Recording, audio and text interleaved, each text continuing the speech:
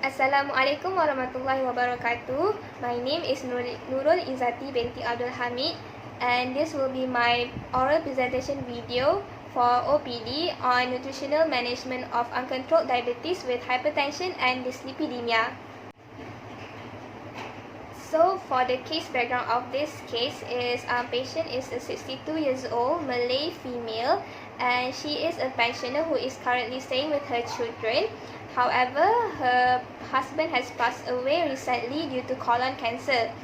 And for her medical history, patient is diagnosed with type 2 DM with hypertension and dyslipidemia since 2019. For patient's anthropometric measurements, patient's current weight is 77 kg with the height of 157 cm, which gives her the BMI of 31.2 kg per meter squared, which belongs to the obese class 1 category. When we calculate her ideal body weight at BMI 22.5, her ideal body weight is 55.5 kg. Based on her biochemical data, her fasting blood sugar and her HB1AC shows higher reading than normal. This shows that patient has uncontrolled blood sugar reading due to DM type 2.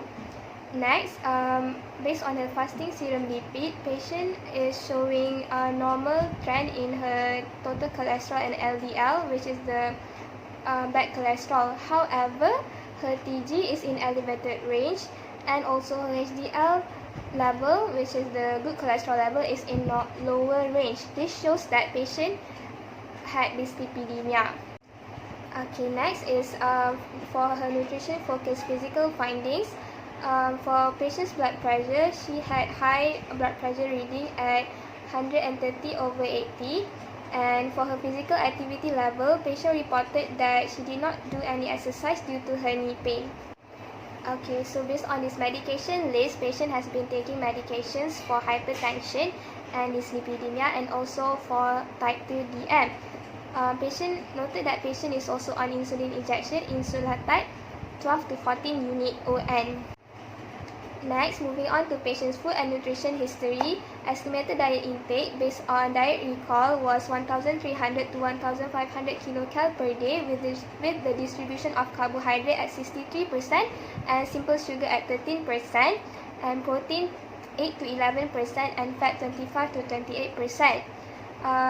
Notice that patient had taken 3 main meals and 1 snack per day. However, patient usually took light dinner. And patient also had improper carbohydrate distribution in a day, with only 1.5 exchange for breakfast, 7 exchanges for lunch, 4 exchanges for afternoon tea, and only 1.5 exchanges for dinner. So we can see here that patient had higher exchanges of carbohydrate in lunch due to patient had been taking 2 to 3 servings of fruit juice from fruits. And next, patient had also had sugary beverages 2 times in a day. And based on patient's high sugary food checklist, patient has taken 1 tablespoon of sugar for 2 times in a day, Malay traditional dessert, and also kaya spread. So for the nutritional diagnosis for this case is excessive carbohydrate intake related to food and nutrition related knowledge deficit concerning appropriate amount of carbohydrate intake, as evidenced by patient took 63% of carbohydrate in a day and had elevated blood sugar level. The nutritional objectives for this patient is, the first one is to attain normal blood sugar control. The second one is to prevent further weight gain, and the third one is to provide adequate protein and energy for optimal nutritional status. So for the nutrition prescription for this patient, for her energy requirement, I compared with 2 methods, which is quick method and Mifflin St. John. For quick method, I used the factor of 30 kcal per ideal body weight, which gives her the energy requirement of 1,665 kcal per day. And comparing it with Mifflin St. John, I used the activity factor of 1.1 with the stress factor of 1, which gives her the energy requirement of 1,400 kcal per day. So in overall, her energy requirement is in the range of 1,400 to 1,600 kcal in a day.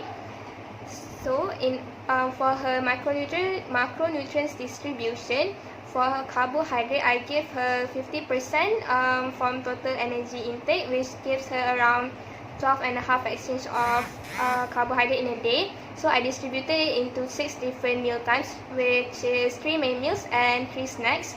So this is in line with the recommendation in MNT type 2, which says that it's very important to individualize the distribution of carbohydrate exchanges allowed in a day into meals according to patient's lifestyle. And also next, for her protein requirement, I gave her 20%, and with this will give her around 75 grams per day. And for fat, I gave her the percentage of 30% in a day. And this is based on the MNT guideline, which says that all persons with diabetes should limit their fat intake to 25% to 35% in order to avoid prevention from cardiovascular diseases. The intervention plan for this patient, the first one is to educate patient on diabetic diet. So I will first explain to patient on different types and sources of carbohydrates. This is very important because both the quantity and sources of carbohydrate will affect the postprandial glucose and also insulin response. Next is also to educate patient on carbohydrate exchanges and distribution allowed in a day. So for example, for this patient, I suggest her to take 3 exchanges of carbohydrate for main meals and 1 to 1.5 exchanges of carbohydrate for snacks. And next, to advise patient to decrease her sugary beverage intake to once a day only, from twice a day to once a day only. And the second one is to encourage fiber intake to 3 servings of vegetables and 2 servings of fruits per day for blood sugar control. So for this patient, since she likes to drink fruit juices made from 2 to 3 servings of fruits, which is a lot of carbohydrate exchanges in one time, so advise her, instead of taking fruit juices, take real fruit as a whole, because when making fruit juices, it will decrease the dietary fiber and hence will faster increase the blood sugar level. Other than that, dietary fibers improve blood sugar control by reducing the postprandial plasma glucose level and also helps lower blood cholesterol, including LDL cholesterol. So it's very important to maximize the dietary fiber intake. Okay, next is to educate patient on low sodium diet, advise patient on healthier cooking options when eating out, and also advise, since patient likes to take really a lot of gravy, like 6 tablespoons of gravy at one time, so I advise her to decrease her gravy intake when eating to at least 3 tablespoons. And next is to encourage patient to increase her protein intake. For this patient, I can see that her protein intake is very low, so I will advise her on the portion size for each meal. Okay, and next is to advise patient to encourage her physical activity level. So for this patient, since she has knee problems, I will advise her to do resistance exercises such as lifting dumbbells or exercising using exercise band or brisk walking for at least 30 minutes per day for 5 times a week. So exercising is very important in order to promote weight loss and also to control blood sugar level, which will help to control blood sugar level and also helps to control blood pressure reading. For monitoring and evaluation, the first one is I will monitor this patient's diet intake and her adherence towards dietary advice.